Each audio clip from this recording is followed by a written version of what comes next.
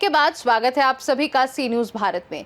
खबर एटा से है, जहां एटा जिले के निधौली कला थाना क्षेत्र के भटियार गांव में राज्यसभा सांसद संजय सिंह पहुंचे, जहां उन्होंने उत्तर प्रदेश के मुखिया पर स्कूल मर्जर व्यवस्था को यूपी की जनता के लिए धोखा बताया है। उन्होंने भटियार गांव के सरकारी विद्यालयों को मर्ज करने पर सवाल उठाए हैं। संजय सिंह ने कहा कि आम आदमी पार्टी स्कूलों को बचाने के लिए हर संभव प्रयास करेगी और गरीब बच्चों को बेहतर शिक्षा प्रदान करने के लिए काम करेगी। बता दें कि राज्यसभा सांसद संजय सिंह के नेतृत्व में जलेसर विधानसभा के निधौली क्षेत्र में पदयात्रा निकाली गई, जिसमें बड़ी संख्या में ग्रामीण महिलाएं और स्कूली बच्चे शामिल हुए।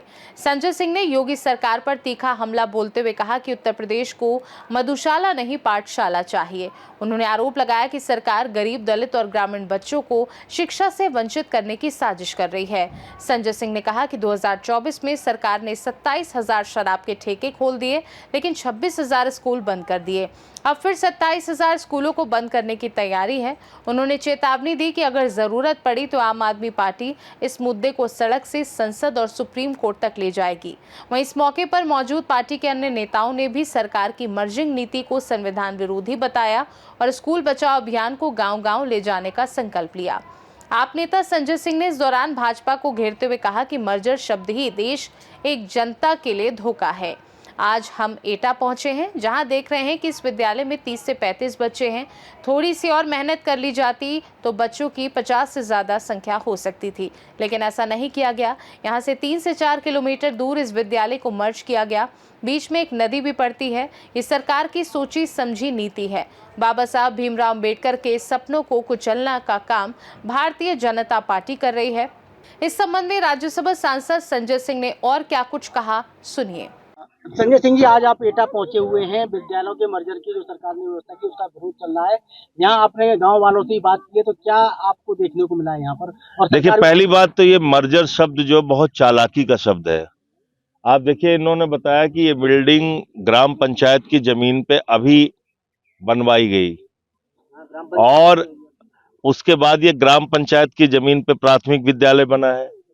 यहाँ पे 30 से 35 बच्चे पढ़ते थे।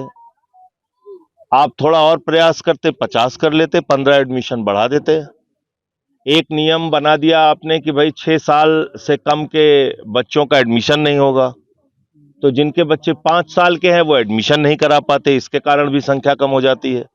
वो लोग प्राइवेट में अपना एडमिशन कराते हैं। दूसरी बात ये कि आपने इनका स्कूल बंद करके इनको 3-4 किलोमीटर दूर, आपके सामने अभी इन लोगों ने बताया, 3-4 किलोमीटर दूर आपने इनका स्कूल कर दिया। अब 3-4 किलोमीटर दूर ये छोटे बच्चे, ये बच्ची, ये छोटे छोटे बच्चे, आप खुद इनको देखिए कैसे 3-4 किलोमीटर रोज आएंगे।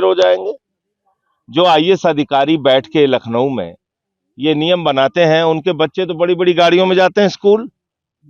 और अच्छा, बीच में नदी भी है, तो बारिश है, गर्मी है, कैसे जाएंगे बच्चे? तो पूरी तरीके से ये फैसला गलत है और इन बच्चों के भविष्य के साथ खिलवाड़ है।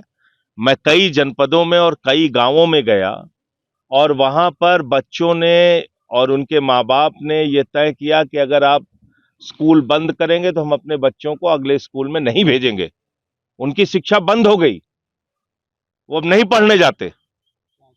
तो ये सीधे सीधे बाबा साहब के सपनों को कुचलने की कार्रवाई है, गरीबों को अनपढ़ बनाने की कार्रवाई है और गरीब के बच्चे पढ़ने ना पाए, वो अनपढ़ रहे, अंगूठा टेक रहे, यही सरकार की मंशा है।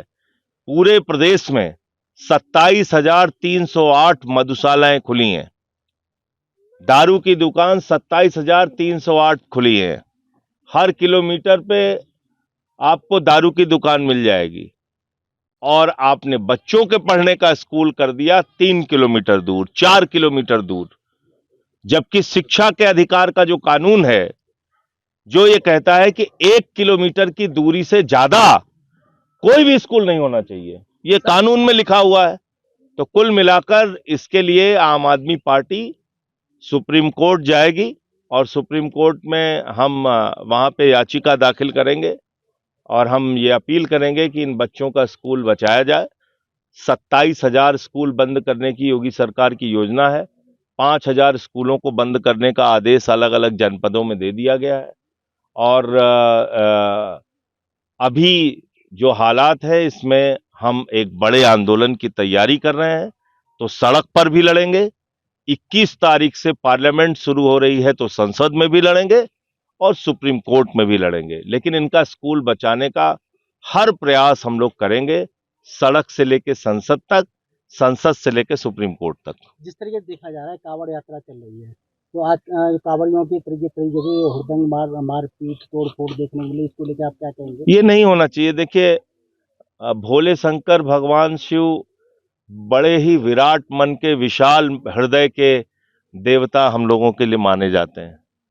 अब उन्होंने तो हमेशा जीवन भर लोगों का कष्ट दूर किया। उनका जो भोले शंकर के बारे में हम लोग पढ़ते हैं कि कोई कष्ट लेके गया, उस कष्ट को दूर किया। तो आप कांवड़ यात्रा निकाल रहे हैं, बहुत अच्छी बात है। आप अपना कष्ट, अपने परिवार का कष्ट, समाज का कष्ट हरने के लिए प्रार्थना कीजिए। आप तो उल्टा लोगों को कष्ट दे रहे हैं, ये ठीक बात नहीं है। किसी का ढाबा उजाड़ देना, किसी की गाड़ी रोक के तोड़ देना, किसी कमजोर ड्राइवर को पकड़ के मारना, ये कौन सा मुझे नहीं लगता कि हिंदू धर्म में या भगवान भोले शंकर से या उनके जीवन से हमें ये शिक्षा मिलती है, या उनके नाम पर हम ये करने की हमको आज़ादी है, ये बिल्कुल गलत है। समाजवादी पार्टी के अखिलेश यादव सपा सुप्रीमो ने कहा है कि एसडीएम और सीओ को कांवड़ियों के पैर दबाने चाहिए। नहीं, वो जो तंज है या नहीं, मैं ये कह रहा हूँ कि अभी तो आपने जो सवाल पूछा मैंने उसका जवाब दिया। मैं सिर्फ ये कह रहा हूँ कि कांवड़ यात्रा निकालिए, बहुत अच्छी बात है। जाइए, अपने श्रद्धा से जल चढ़ाइए, वो भी अच्छी बात है। रास्ते में कोई दुखी मिले, कोई परेशान मिले, उसकी मदद करने के बजाय, या किसी की गाड़ी फंस गई, थोड़ा सा लग गई किसी कारण से, कोई तो जानबूझ के कांवड़ियों पे गाड़ी नहीं लगाएगा। अब आपने एक जगह देखा होगा, कह दिया साहब प्याज खिलाया, वो भी हिंदू की दुकान थी, ढाबा जो है वो भी हिंदू का था, और पूरा ढाबा उसका खत्म कर दिया। वो महिला रोते हुए, उसका वीडियो वायरल हो रहा है कि बड़ी मुश्किल से हम दिन रात काम करके अपना ढाबा चला रहे थे, और सब तोड़ दिया आपने। अच्छा सर, जो स्कूल बंद कराए जा रहे हैं उससे शिक्षा पे क्या असर पड़ेगा? देखिए, शिक्षा सरकार की प्राथमिकता नहीं है, ना बीजेपी की प्राथमिकता है, ना मोदी योगी की प्राथमिकता है। इनकी प्राथमिकता सिर्फ एक चीज है कि बच्चे ये जो हैं और इनके परिवार के लोग ये अनपढ़ ऐसे ही बने रहें, इनके परिवार के लोग इनको पढ़ा ना पाए। तो अभी आप देखिएगा, जब ये स्कूल बंद हो जाएगा तो ये बच्चे कैसे 3 किलोमीटर तो कोई नहीं जाएगा, मुझे नहीं लगता कि इसमें से कोई जाएगा। तो कुल मिलाकर ये शिक्षा विरोधी सरकार है, बाबा साहब के सपनों को कुचलने की कार्रवाई है।